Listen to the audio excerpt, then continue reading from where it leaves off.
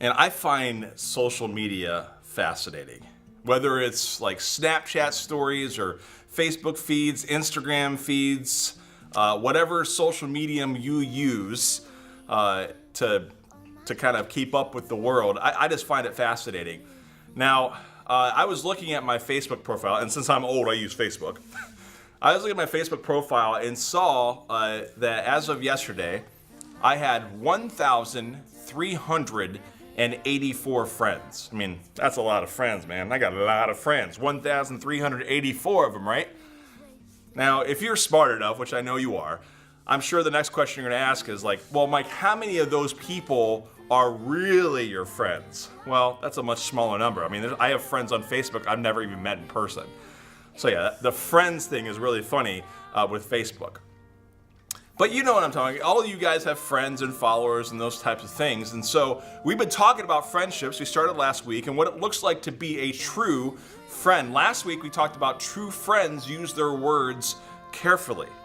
A lot of friends like to listen more than talk more, right? A true friend. Well, Jesus introduces a revolutionary idea for us tonight about friendship. I'm going to introduce that to you now, and that's this. That true friends look to serve the needs of others before their own. Let me say it again. True friends look to serve the needs of others before their own. Now, some of you are like, sign me up. I'd like a little pet dog to do my bidding. No, you really wouldn't say that, but in your actions, you may use people that way to kind of do your bidding kind of thing. That's not the friend I'm kind of talking about. Now, if I asked you if you knew what a selfie was, I'm sure most of you would raise your hand, but instead, I'm just going to do a little test. So on the count of 3, we're going to do a selfie pose. Whatever your selfie pose, wherever you are, to do your best selfie pose on the count of 3. You ready? Here we go. 1, 2, 3, selfie pose. All right, good. So most of you probably did that. Some of you are looking at others and laughing at them. Whatever. You all know what selfies are all about. Now, last year, I was in high school youth group, and we were talking about social media and Instagram, and one of the people in our youth group, I'm not going to mention who it was, but one of the people in our youth group said this: if I don't get 70 likes on my Instagram post, I delete it. 70, not 7, 70 likes, he deletes it. Why? Like, why would you do that?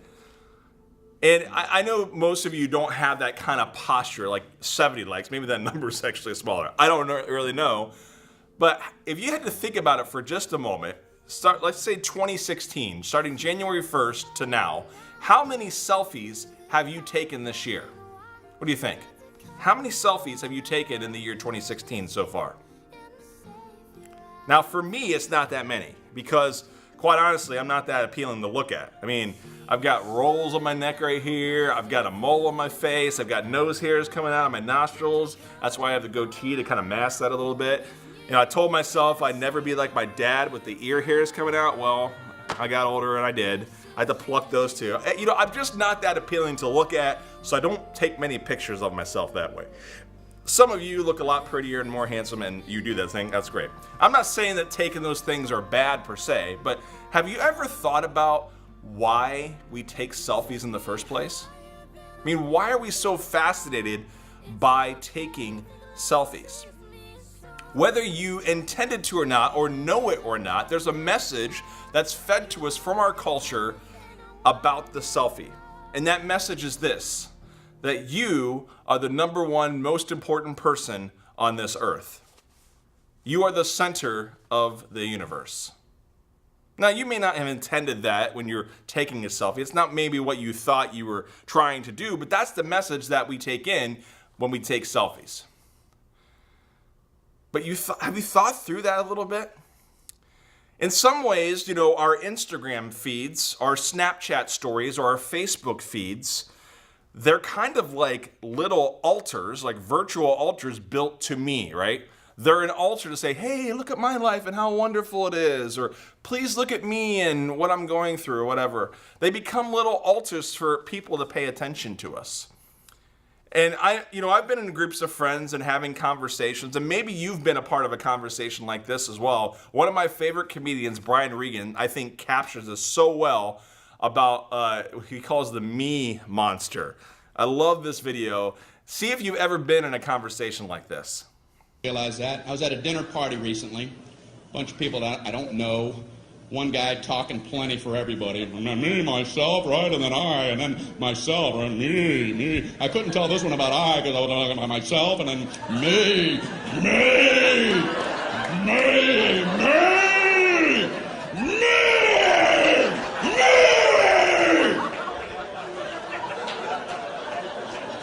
Beware the me monster. So I tried to jump in with a little story. I don't want to just sit there the whole night. Right when I'm done with my story, this guy goes, "That ain't nothing." Oh, well, didn't mean to waste everybody's time telling my nothing story. Here, let Marco Polo speak. He's back with tales of adventure. Me. I love that, man. I love it. Well, hey, whether you want to admit it publicly or not, I'm sure most of you have been in a conversation where you've done something like that, right? Oh, I got one. Oh, no. Oh, no, listen to this story. Like, I'm sure all of you have said something like that at some point in time around your groups of friends.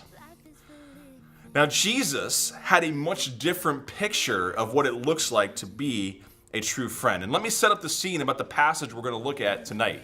They had just had a long day doing the thing that Jesus and his disciples do, and they were invited to a house for an evening dinner.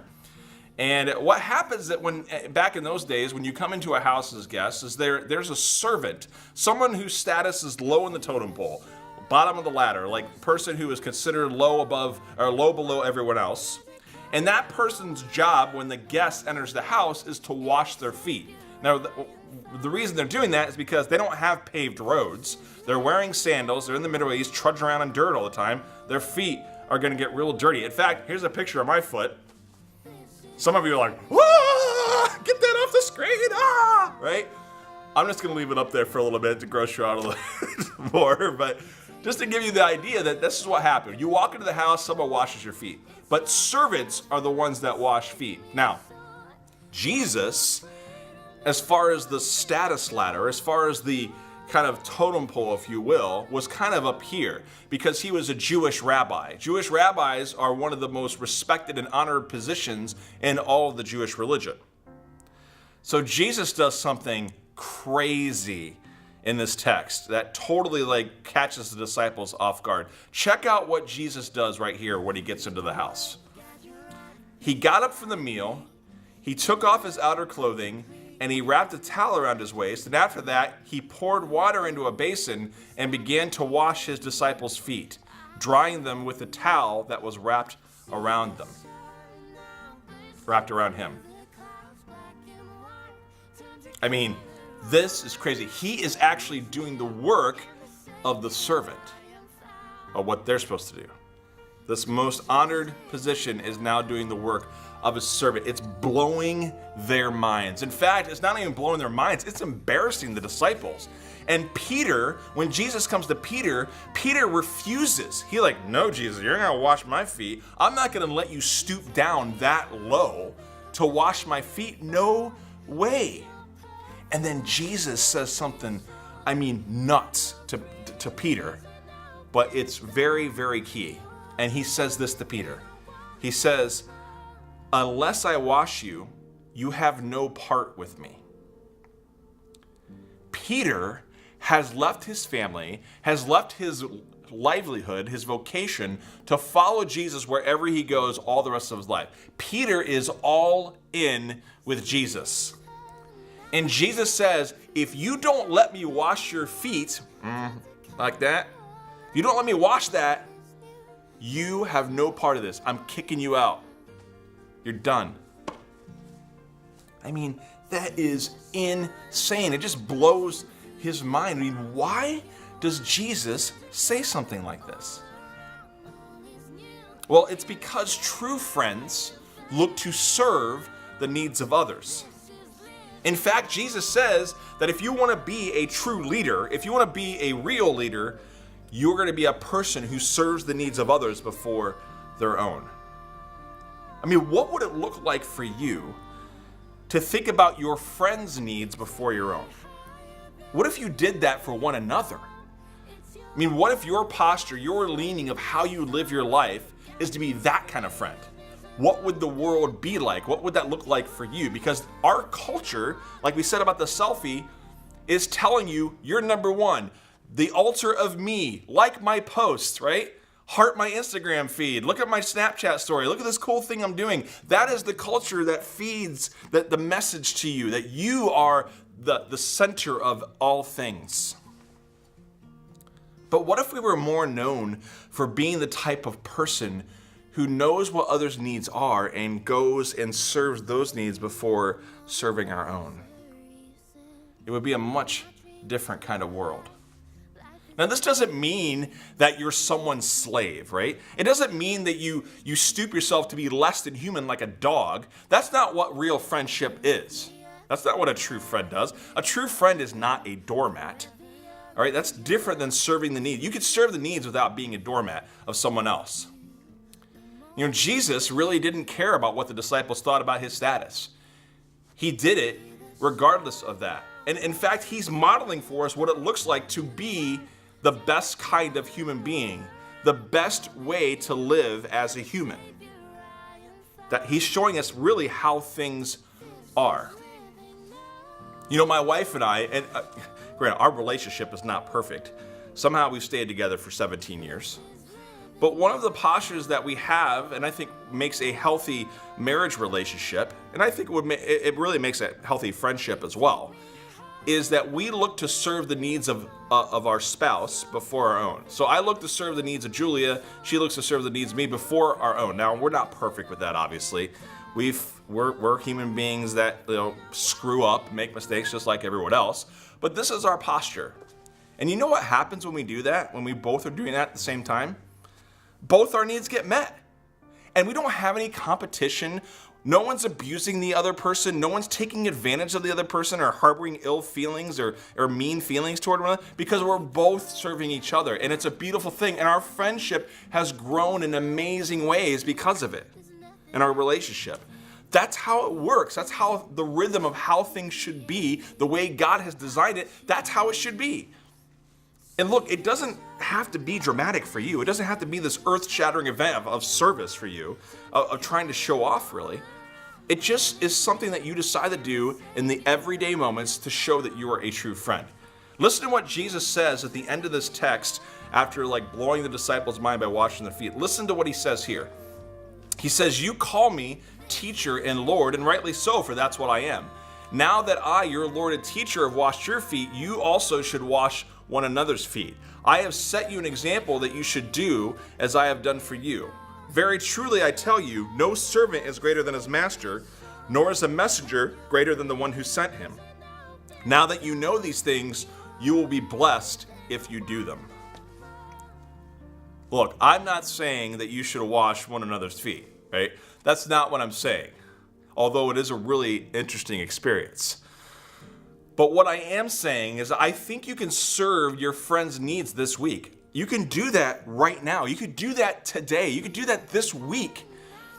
I mean, if they need a shoulder to cry on, if they need someone to just hang with them because they've just been by themselves, they need someone just to chill with them, right?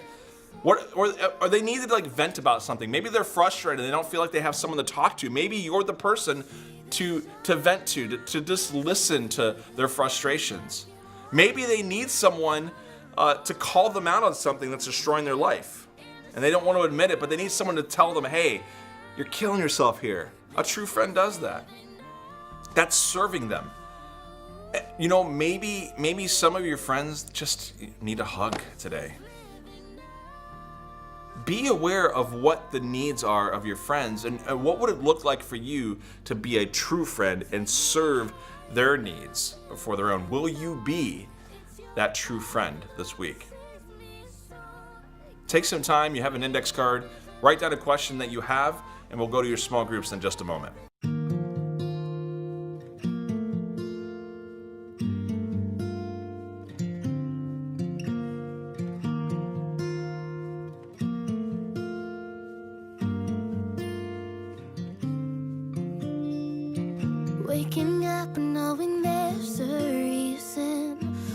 my dreams come alive. Life is for living with you. I've made my decision. You lift me up, fill my eyes with wonder. Forever young in your love, this freedom's untainted. With you, no moment is wasted. All right, you have your questions. The room assignments are going to be on the screen in just a moment. Make sure you come back here at 7:28. We'll do a benediction to kind of wrap up things. But go ahead and head off to your small groups and have a wonderful discussion. We'll see you back here in just a little bit. This is living now.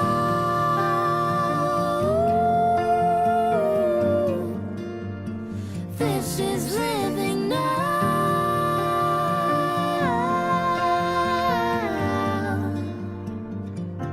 You take me higher than I've been before.